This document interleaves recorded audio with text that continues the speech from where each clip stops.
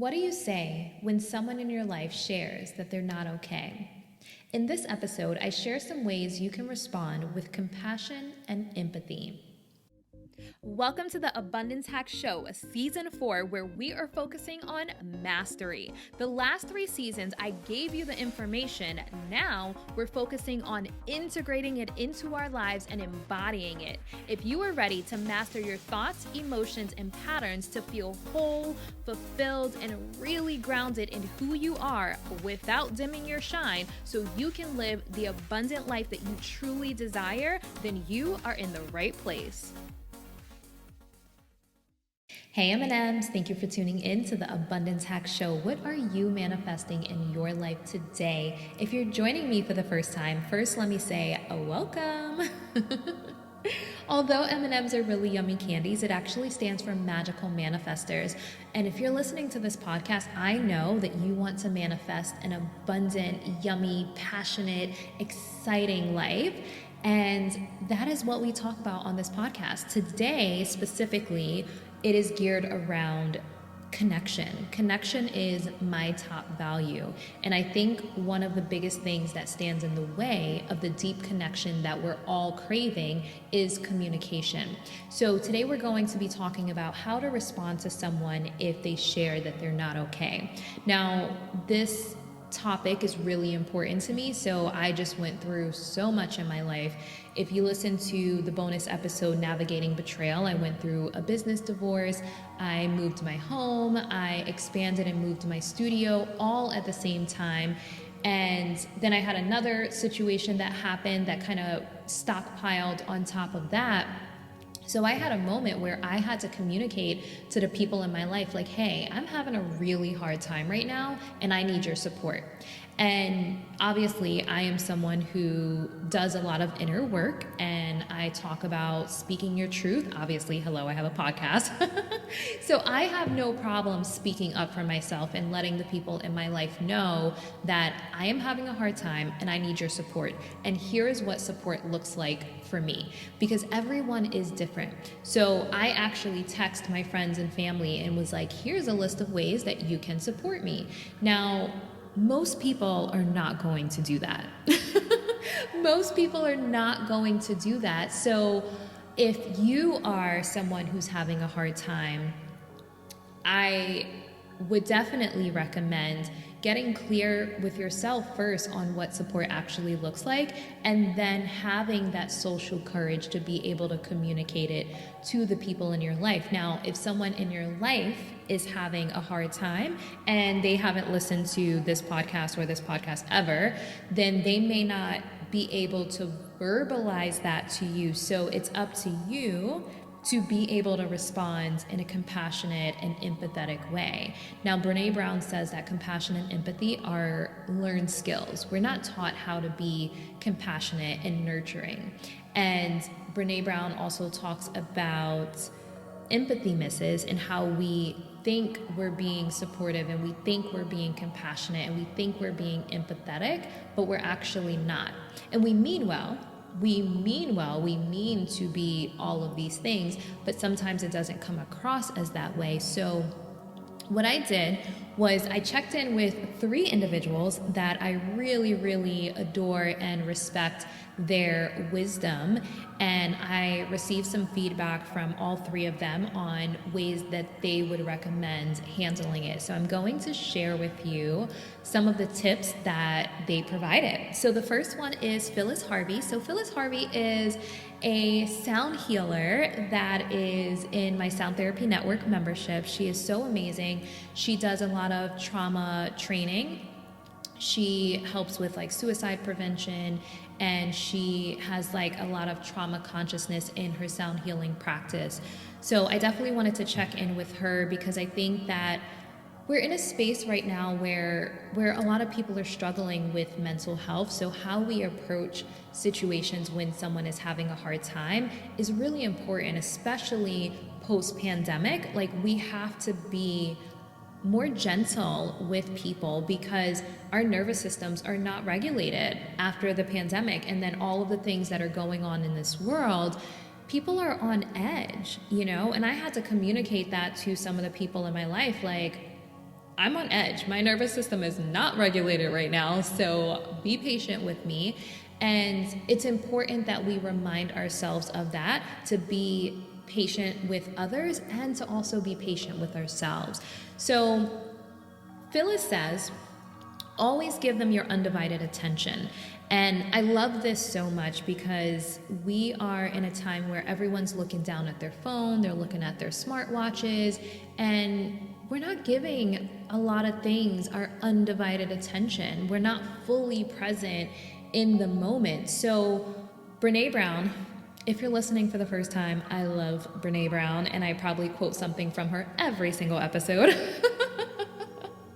Just so you know. But with my top value being connection, Brene Brown's work on vulnerability and compassion and empathy and communication, like, it speaks to my soul because I value connection so much.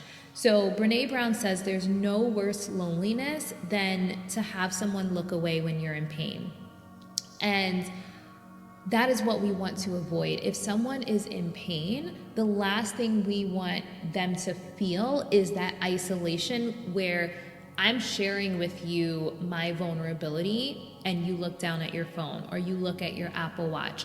So being fully present and giving them your undivided attention, that is so important. And if you can't, because let's say, you know, you're a parent and you have to pick up your kids in 30 minutes, always preface that. You know, I don't have any children, but if I know that I have like a session coming up, or, you know, I'm a business owner, so I have things going on, I can always say, I have 20 minutes to give you my undivided attention. So the person knows, okay, I have 20 minutes. So they don't feel like I'm uninterested in what it is they have to say. So setting that healthy boundary. I think that boundaries is huge when it comes to communication and connection and compassion. So really setting that healthy boundary. So Phyllis says, always give them your undivided attention. I cannot agree more.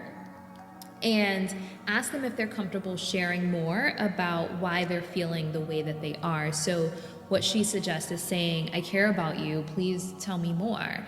And if possible, go talk to them in person. I think that we are craving human connection. And I did a podcast episode recently about intimacy, like physical intimacy. Having a hug or an embrace really helps when someone is having a hard time. So if you can see them in person and give them a hug, there's been a lot of times in the last few months where like I really just needed a good long hug, and it really does make you feel better. And I know a lot of people in the spiritual community does the heart to heart hugs. Like there's something about that soothes our nervous system. So if you can see them in person and give them a nice long hug, and if someone's having a really hard time, always ask for consent. So like, can I give you a hug? That is a very good thing to do. Like if someone is really struggling or they have some trauma coming up, always asking for permission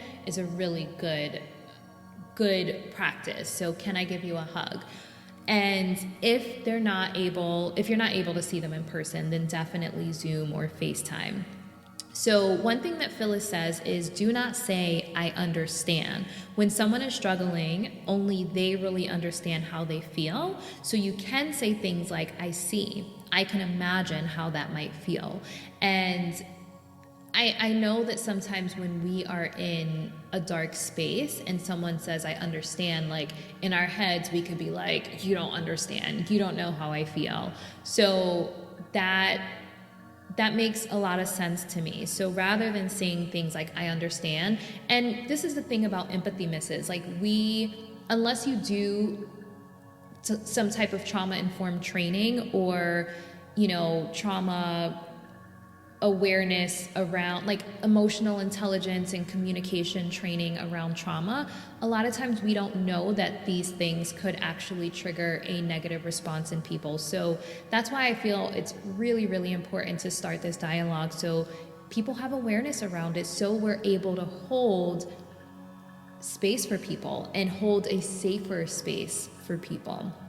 So saying something like, I see, I can imagine how that might feel, may be less triggering to people.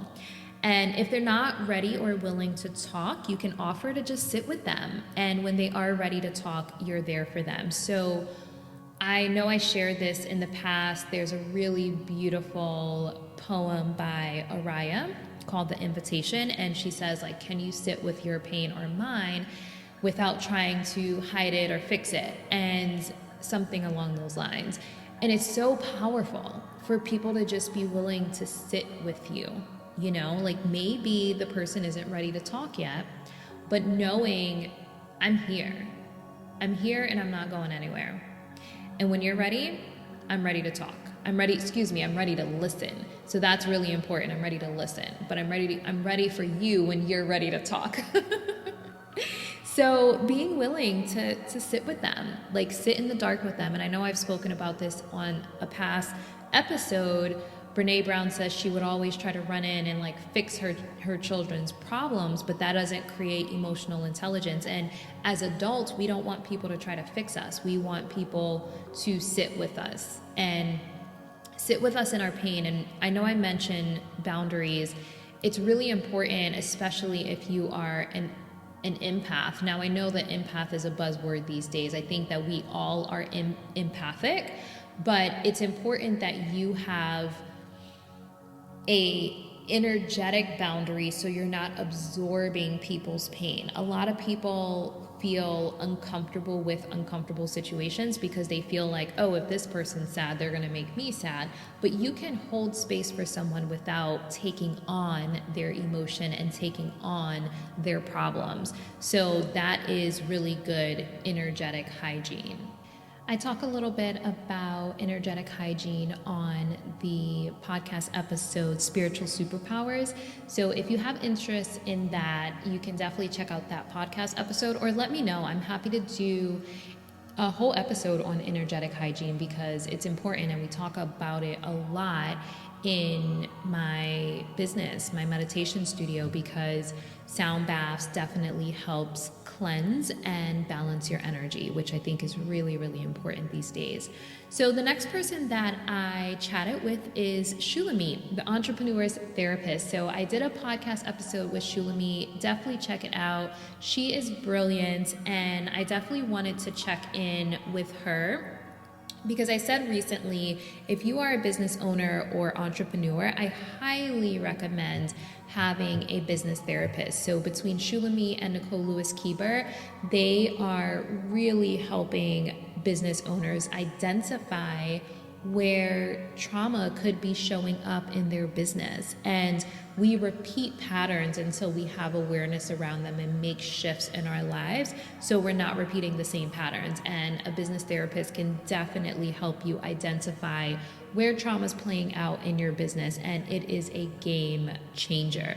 So one of the first things that Shulamit says is validate what the person is feeling. No wonder you're feeling the way you do with everything you've been going through. And, you know, I myself try to avoid seeking external validation, but the reality is we live in a social media time. We're constantly seeking external validation. We post photos and we want people to like our photos. We see how many people are watching our stories, et cetera, et cetera. So we live in a world of validation. We all, I want to say we all like validation because, you know, I mean, essentially that's what we're feeling on social media. So it's very common these days to seek that external validation, but I think that we also live in a world that's constantly invalidating how we feel. And by validating someone's feelings when they are having a hard time makes them feel seen and heard. So one of the things that Brene Brown says is when someone shares vulnerably, believe them, believe their experience, believe how they're feeling. And I know that one of the empathy misses that we can have is when someone's feeling a certain way, we can say, oh, it's not that bad, or, oh, you're so strong, you got this, everything will be fine, you're strong. And if the person is hurting and they feel defeated and they feel hopeless, you saying, oh, you're strong, can be invalidating to them. So even though you're strong is meant to be encouraging, it can really come across as an empathy miss and be invalidating to them. So validating how the person feels, believing them, believing where they are, by saying something like, no wonder you're feeling the way you do with everything you've been going through. And then the second thing Shulamit says is listen first over advice. So often people are not seeking advice. They want to be heard and not jumping to problem solving, not jumping to blurting out advice, just practicing that active listening. So another thing that she says is soft eyes and gentle body posture. So I really, really love that there is awareness around body language. So I think that when someone's having a hard time, we want to be soft and we want to be nurturing. And I've actually had some experience in some uncomfortable conversations recently where, you know, a person's body language made their energy feel a lot harsher. And so being mindful of our body language when we're having vulnerable conversations is really, really powerful.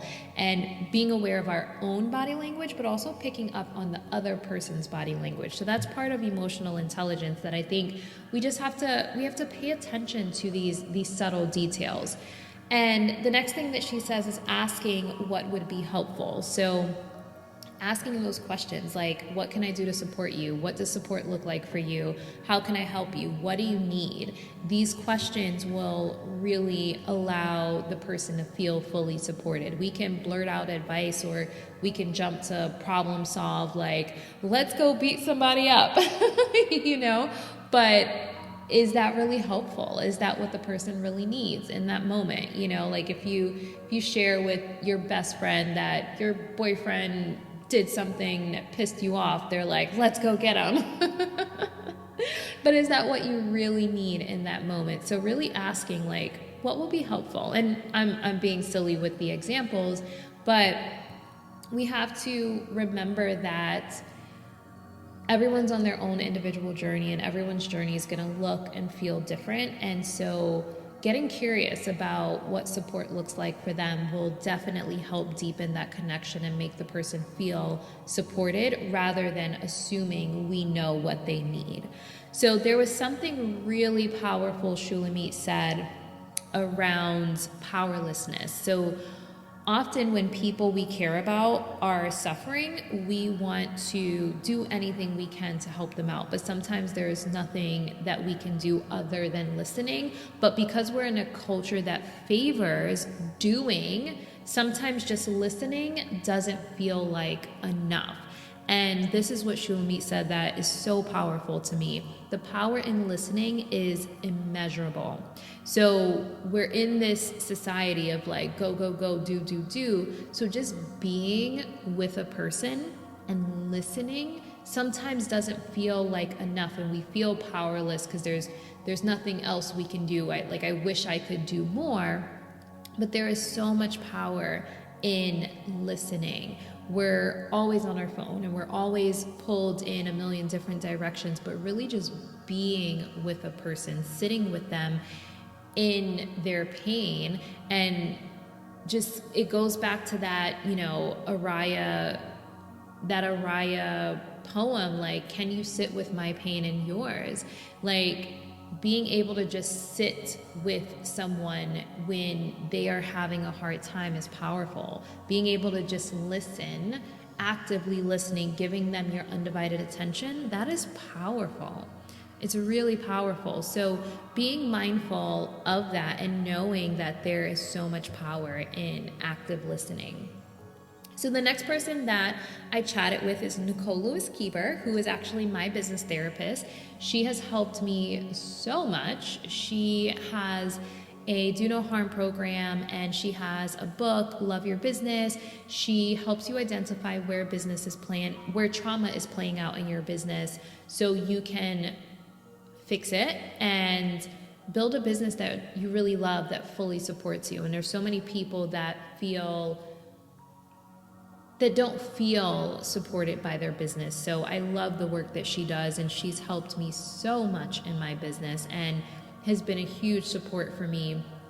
What's really interesting when it comes to support is my support system looks very different than what I expected it to. Like, I expected, friends and family to be there, but I have a therapist and I have a business therapist, and I just signed up for a service where I have attorneys on speed dial. I mean, my last few challenges has taught me you need a solid professional support system as you are growing your business and building your empire. So having a solid support system, even if they're hired professionals, it's important. It's really, really important. So one of the first things that Nicole Lewis-Keeber says is, again, like Shulamit, is to validate what the person is feeling. So I love that Nicole says this. She says, you can say something like, I would imagine that must have been hard to say. Now, a lot of people are not comfortable with vulnerability. So starting with that is going to make them feel like, I see that things are hard for you, and I see that you even having to say that I'm not okay is hard for you, and I see you, I hear you. So it's a really powerful way to start that. So validating where they're at. I would imagine that must have been hard for you to say. You have my attention, I'm listening.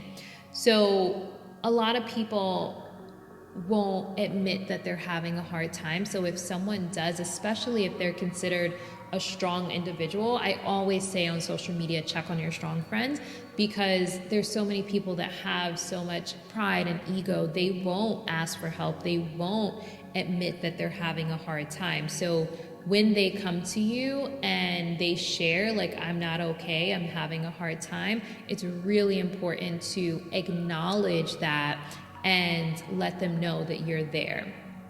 So let them tell you what's going on. And, if they don't just volunteer the information, say, tell me more about what's going on. And then she shares like that active listening piece. So listen and don't try to fix. So it's really, really, really important that we practice active listening and not try to fix, and don't listen to respond. Don't listen to fix. Just listen and get curious, ask questions. So Nicole Lewis-Keeber also talks about body language. She says, be still and maybe mirror their body language. So I really like the be still part, because sometimes we can have nervous reactions and not really notice what's going on in our own body language. And, like tapping your leg, like if your leg is kind of jittery, that's a nervous reaction. And if you are showing signs of being uncomfortable, it's only going to make the person that's sharing even more uncomfortable when it's already an uncomfortable and vulnerable conversation. So being still, I think, is really, really important, and maybe mirroring their body language. So I think softening your body, if you're trying to have a vulnerable conversation with someone and they're sitting straight up and they look tense or rigid, that's not going to be the most comfortable feeling to them and make them want to share. So softening your body language, I think that's really, really powerful. I've had situations recently where the person's body language just completely gave an energy off that didn't create a safe space to share. So being mindful of that, that's part of emotional intelligence, paying attention to body language and nonverbal cues. So yeah, and asking them to tell you more and check in, like, what was that like for you? And then I do want to mention again, holding space with boundaries. So protecting yourself energetically, because Nicole mentioned something about, people will dump on you. And sometimes we feel like if this person's sad, it's going to make me sad, So protecting yourself energetically and clearing your energy to be able to hold that space without absorbing other people's energy. So setting healthy boundaries across the board. I mean, I think that that's important in any form of connection. And so many times we people please. So setting a healthy boundary, like, okay, I have an hour to have this conversation with you. I have 30 minutes to give you my undivided attention. I think that setting those healthy boundaries and being very clear. Nicole lewis-keeber always says clear is kind, because Brene Brown says it. So clear is kind. So having that clarity. So it's I want to say it's common courtesy, but common courtesy isn't as common as it should be. So, and then also say, can you tell me what support looks like for you? So that's that, what can I do to support you? How can I help? What do you need? It's really, really, really important that we ask that question, because support is going to look different for everyone. Not everyone is like me that's going to be like, here's a list of how you can support me. But it's because I've done the work. Like I say, you have to get really intimate with yourself and know yourself inside and out. So I've sat with myself, like, what does support look like for me? In a perfect world, how would I have my friends respond to me? In a perfect world, how would I have my family respond to me? And I journal these questions so I can communicate to my friends, like, hey, this is what you can do that will make me feel fully supported. And here's the thing that I've learned. Not everybody is going to be okay with that, and I talk about this when I do my chakra balancing guided meditation, and we talk about the throat chakra. I talk about having social courage, speaking your truth, even at the risk of rejection or disapproval. And a lot of times women aren't conditioned to ask for what they want and ask for what they need. And that's why I am here to disrupt that. I am here to say you have to communicate your needs and desires. Most people are not mind readers. I mean, obviously we do have some people that can read minds, but most people are not mind readers. So it's up to us to communicate our needs and desires. It's up to us to let people know what support looks like for us. So if you are the person that's having a hard time and you're not okay, being willing to say, hey, I'm not okay, and this is how you can support me. And that social courage of saying it, even if you're afraid that this person may abandon you, they may. I've had a few people that I'm no longer friends with because I spoke my truth and I'm like, hey, this didn't feel good, or this didn't feel nurturing, or this is what I need. And they weren't okay with that. But when you release what is no longer serving you or who is no longer serving you, it creates space for you to have someone else come in that really is nurturing. So I was born in the Bronx. I was born in New York. New Yorkers aren't nurturing. New Yorkers are hard. It's like, suck it up, deal with it, like survival of the fittest. And so when I became an adult and I'm like, hey, we really need some nurturing over here. Like where is like the love and the affection? Like I had to learn how to be nurturing. I'm still learning how to be nurturing. I had to learn how to allow nurturing. And when I started allowing nurturing and affection and, deeper intimacy, I realized how many people I've been attracted to or I've attracted that weren't nurturing because it wasn't something that I was used to. So if you've never had nurturing, you don't know what you're missing. But we all crave it. It's just that we don't notice it to really allow it in our lives, if that makes sense.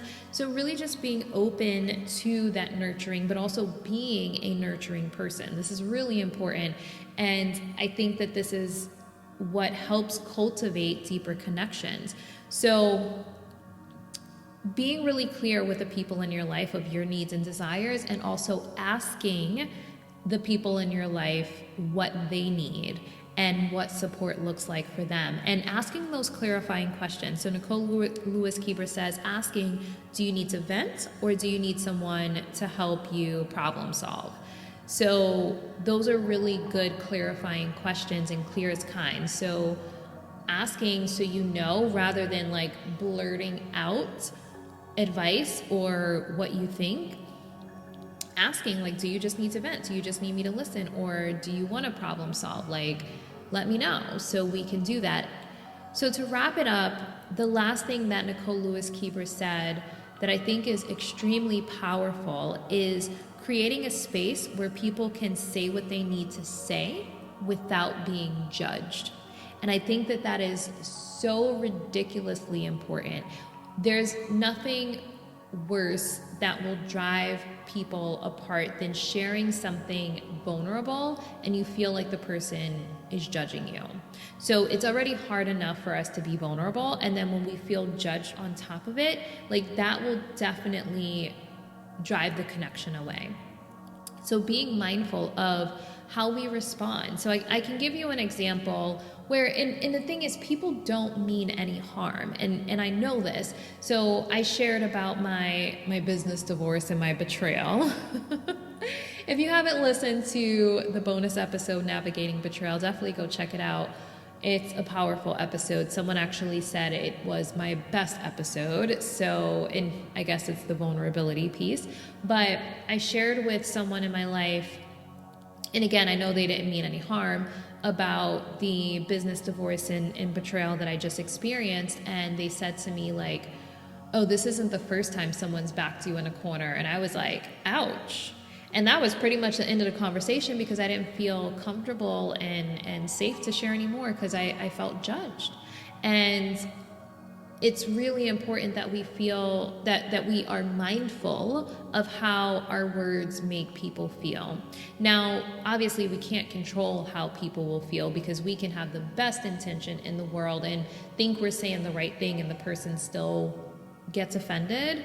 But the more awareness we have around it, the better we can show up for people in our lives. And like Brene Brown says, these are learned skills. So you're not going to get it right every time. I don't get it right every time. I'm still learning how to be nurturing. I'm still learning how to respond compassionately because it's not something I was taught.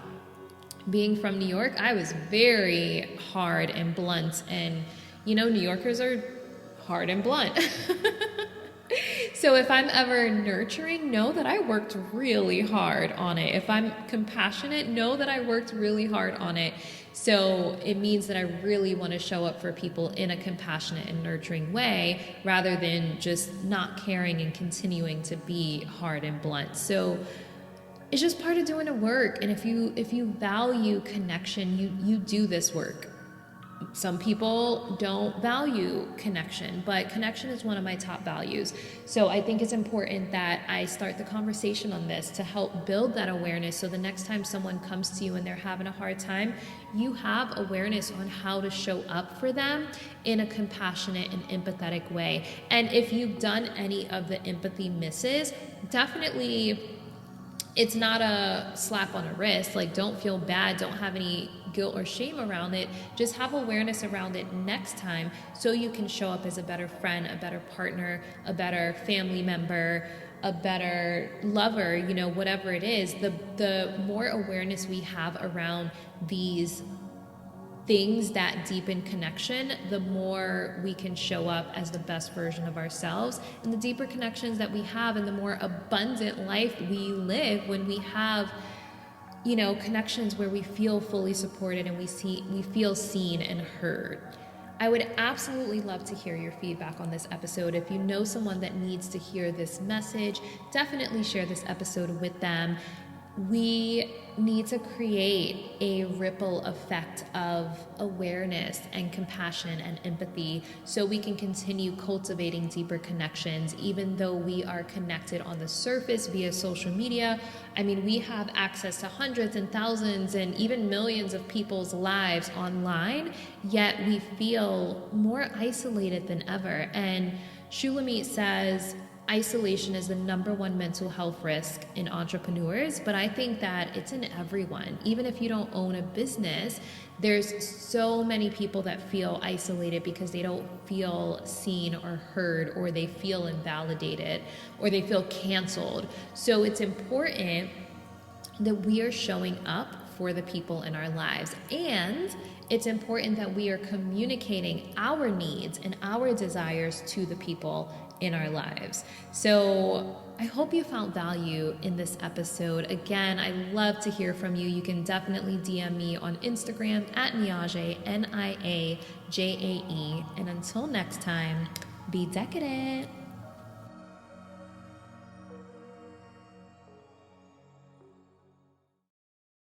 Thank you for tuning in to the Abundance Hack Show. I would love to hear from you. Leave your comments and questions, and don't forget to subscribe so you don't miss any of our yummy episodes. Every time you leave a 5-star rating or review, I do my happy dance.